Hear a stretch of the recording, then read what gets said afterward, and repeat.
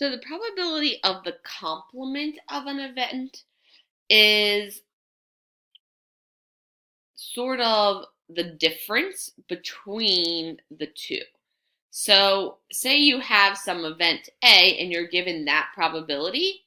The complement is the probability of that event subtracted from 1. So I sort of highlighted here the probability of the complement.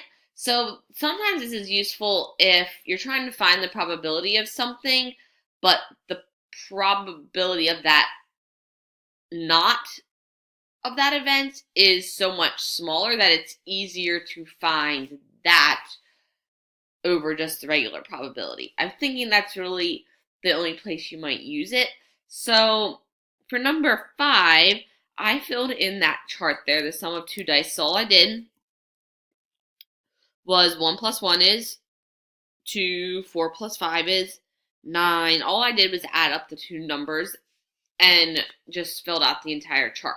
So when you roll 2 dice, there's a total of 6 by 6. So there's a total of 36 outcomes when you guys roll 2 dice. 6 times 6.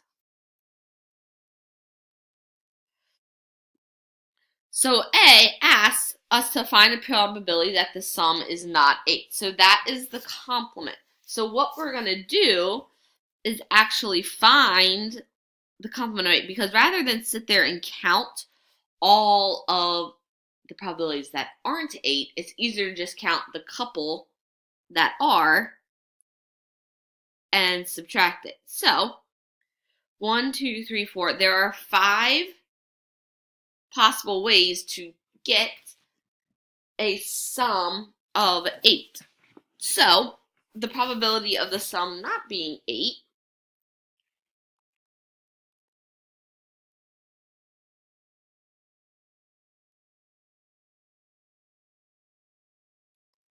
is going to be 1 minus the probability of all those 8s. So we said there were 5 ways. So I'm going to keep it in fractions. So 1 in 36 is just 36. But there are 5 ways to get a sum of 8. So 5 out of 36. So the probability of getting a sum that is not 8 is just 36. 36 minus 5.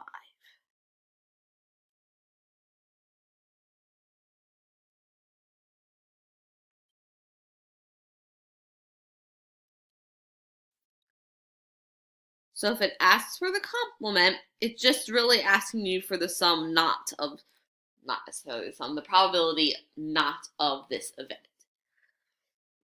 And then B just asks you for a regular probability. It says, what is the probability that the sum is greater than or equal to 4? So we can include all the sums of 4.